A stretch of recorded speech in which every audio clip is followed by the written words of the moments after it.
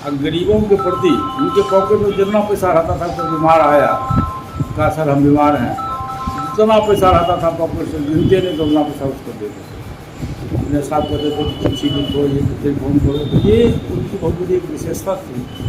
और दूसरी विशेषता थी कि वो परिवार को बड़ी सींच के रखते। जी।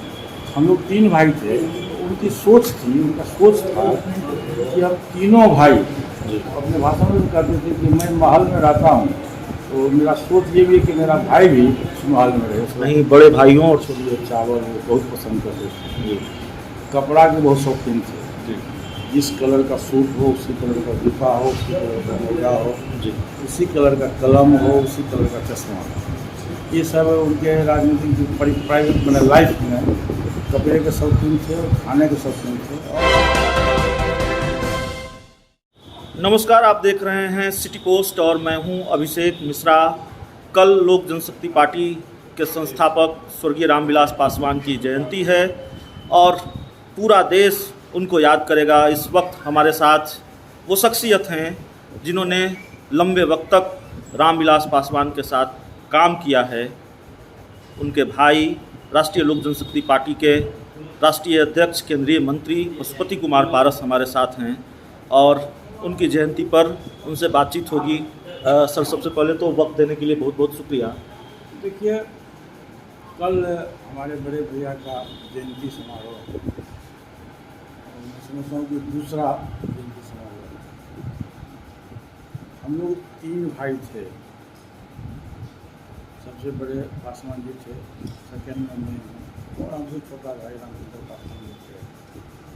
और तीनों भाई में हम लोगों का प्यार मोहब्बत का बात था। ये पूरे बिहार के लोग जानते हैं। दुर्भाग्य मेरा ये रहा, देश का दुर्भाग्य तो रहा ही, पार्टी का भी दुर्भाग्य रहा और खास करके मेरा दुर्भाग्य रहा। बड़े भैया हमारे बीच में नहीं हैं और छोटे भाई भी नहीं हैं।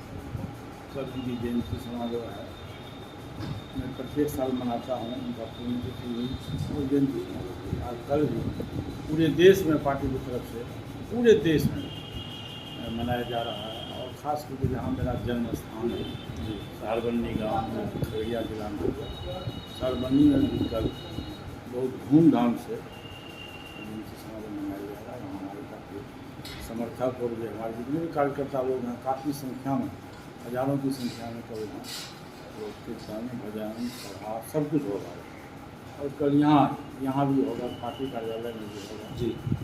देखिए, पासवान जी की जीवनी के संबंध में आपको मालूम है कि पहली बार वो 69 में बिहार विधानसभा के सदस्य बने और 28 से नवंबर 2000 ईस्वी को पार्टी की स्थापना हुई थी रामलीला मैदान दिल्ली में। उस दिन से वो पार्टी के संस्थापक और पार्टी के राष्ट्रीय अध्यक्ष भी थे और साथ साथ दलित समाज के संस्थापक और राष्ट्रीय अध्यक्ष थे। दलित परिवार में पैदा लेने के बावजूद भी पासवान जी ने दलितों के उत्थान की बात तो उन्होंने किया ही, साथ ही साथ जो दूसरे समाज के लोग थे उनके उत्थान की बात भी उन्होंने की। जैसे मंडल कमीशन लागू हुआ पिछड़ी जाति के लिए, पिछड़ी जाति के लिए। एज ए वेलफेयर और लेबर मिनिस्टर की हैसियत से 89 में जब बीपी सिंह की सरकार थी, बीपी सिंह जी प्रधानमंत्री थे, पहला कैबिनेट में इन्होंने बीपी मंडल कमीशन की सिफारिश को उन्होंने भी प्रधानमंत्री जी से लागू करवाया और आज पूरे देश में लाखों परिवार फायदा हुआ। दूसरा उन्होंने किया कि बाबा साहब भीमराव अम्बेडकर पूरे देश के लोग जानते थे, लेकिन उस रूप में नहीं जानते थे। उतने बड़े संविधान निर्माता का स्टेचू लोकसभा में नहीं था, सेंट्रल हॉल में उनकी मूर्ति नहीं थी। उन्होंने प्रधानमंत्री जी से कहा, आइए, उन्होंने प्रधानमंत्री जी से कहते सेंट्रल हॉल में आजमगढ़ मूर्ति लगवाई, भारत रत्न की उपाधि उन्होंने दिलवाया और 14 अप्रैल को राष्ट्रीय छुट्टी घोषित किया। इसी तरह से जब संचार मंत्री थे तो टेलीफोन का उन्होंने जाल बिछाया पूरे देश में। वो कहे थे, वो याद है, उसमें हॉल में जब उद्घाटन कर रहे थे बोले थे कि समय ऐसा आएगा मैं संचार क्रांति ला दूंगा और बैगन के भाव से मैं मोबाइल को रोक दूँगा। बैगन के भाव से भी अक्सर स्थिति है मोबाइल का। उसमें 33 रुपया पर मिनट लगता था, अभी 33 पैसा पर मिनट लगता है। ये क्रांति उन्होंने की हाजीपुर में डीएम ऑफिस पर रहा है। उन्होंने कहने का कि ऊंची जाति के लोग हैं, ऊंची जाति के लोगों के लिए भी उन्होंने अपने पार्टी के संविधान में लिखा कि ऊंची जाति के जो गरीब लोग हैं, आर्थिक दृष्टिकोण से जो कमज़ोर लोग हैं, उनको भी आरक्षण की सुविधा मिलनी चाहिए। और उनके अथक प्रयास से मिला भी। जब नरेंद्र मोदी जी इस देश के प्रधानमंत्री हुए तो 10% आरक्षण ऊंची जाति को मिला। तो कहने जितने भी महापुरुष थे देश में, जब वो पोस्टल डिपार्टमेंट के मिनिस्टर थे तो उन्होंने सभी महापुरुषों के जीवनी पर डाक टिकट जारी किया। तो जब भी उनको मौका मिला, 6 प्रधानमंत्रियों के बीच में काम करने का मौका मिला और उन्होंने जिस किसी भी विभाग में उनको मंत्री बनाएगा उस विभाग को उन्होंने बड़ी अच्छे से सुचारू रूप से चलाया और चमकाने का काम किया। आज हम लोग के बीच में नहीं है। उनको लोग बहुत प्यार से सेकेंड अम्बेडकर कहा करते थे और सेकेंड अम्बेडकर थे भी, लेकिन आज हम लोग के बीच में नहीं है। मेरा मांग शुरू से रहा है कि रामविलास पासवान जी को भारत सरकार की उपाधि मिलनी चाहिए। बिहार सरकार के बिहार के मुख्यमंत्री से मेरा डिमांड है कि इस मकान, ये लगभग 30 वर्ष से ये मकान है, यहाँ 2005 से पार्टी कार्यालय है जी, इस मकान को पासवान जी के नाम से स्मारक घोषित होना चाहिए और हाजीपुर में आदमकद मूर्ति लगनी।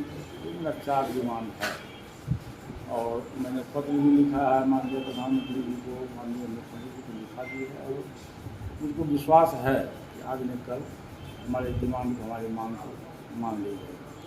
कल जो है हमारे पूरे बिहार के प्रत्येक डिस्ट्रिक्ट हेडक्वार्टर में मनाया जा रहा है और प्लस वहाँ से सब लोग हमारे यहाँ आ रहे हैं और यहाँ काफ़ी धूमधाम से उनकी जयंती मनाई जाएगी और पूरे देश में लोग मनाएंगे। और जब तक मैं जिंदा रहूँगा जी, या राजनीति में हो या ऐसे, मैं जब तक जिंदा रहूँगा तब तक मैं पासवान जी की जयंती और पूरी खुशी में मनाते रहूँगा और उनके अधूरे सपना को मैं पूरा करूँगा। एक छोटा सा सवाल सर और होगा, जाहिर तौर पर जिस पार्टी की स्थापना उन्होंने की उसमें बड़ी भूमिका आपकी रही, आप कई पदों पर उसमें रहे, लेकिन एक राजनीतिज्ञ के तौर पर नहीं, बड़े भाइयों और छोटे भाइयों के बीच जब बातचीत होती थी वो बातचीत क्या होती थी, या बतौर छोटा भाई और बड़ा भाई कैसा रिश्ता था और कोई याद अगर उनसे जुड़ी हुई हो तो? बहुत सी यादें हैं उनकी, बहुत से। जब वो दिल्ली से जब कभी भी पटना आते थे सबसे पहले इस कोठी में आते थे और यही कुर्सी है, इस कुर्सी पर बचते थे और उनका प्रिय भोजन था मछली और चावल, वो बहुत पसंद करते थे।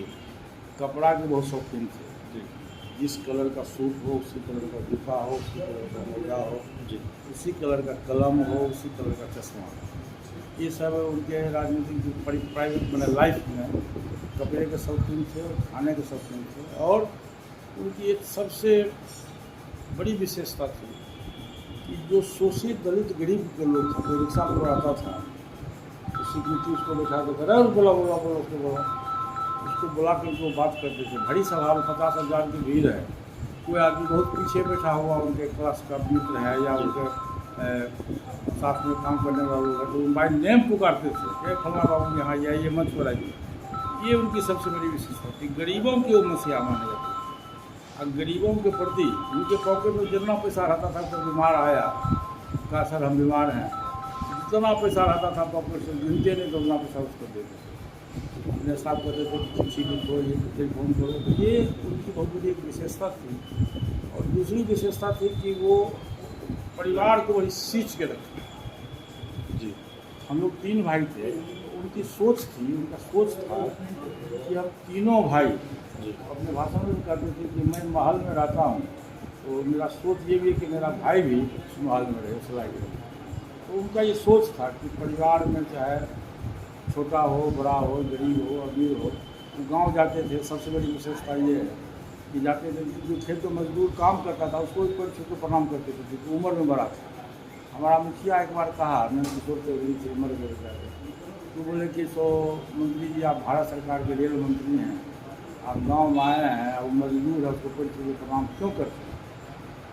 तो बड़े साहब हंसने लगे, बोले कि मुखिया जी आपको पता है कि हम भारत सरकार के मंत्री हैं और मजदूर को ऊपर को प्रणाम करते हैं, हमारे रिश्ता में गाँव के रिश्ता में चाचा है, काका है, उसका मनोबल कितना ऊंचा हो गया। हमको तो कुछ बिगड़ा नहीं, लेकिन उसका हिम्मत जो बढ़ गया, कोई भारत सरकार को बोलिए कोई सपना, ये उनकी सोच थी।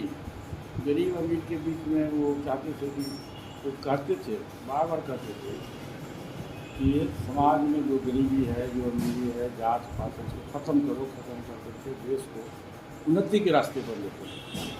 आज हम लोग के बीच में नहीं हैं, लेकिन मेरा ये अभियान है कि उनका जो अधूरा सपना है, उस अधूरे सपना को जहाँ तक संभव होगा कि मैं बिहार के राजनीति में उनको सफल करने का कोशिश। तो ऐसे थे स्वर्गीय रामविलास पासवान, मजदूरों के भी पैर छू लिया करते थे। और केंद्रीय मंत्री पशुपति कुमार पारस जो कहानी बता रहे हैं, उनके बारे में जो बातें उन्होंने बताई है, उससे ये समझना बहुत आसान हो जाता है कि क्यों औरों से अलग थे रामविलास पासवान।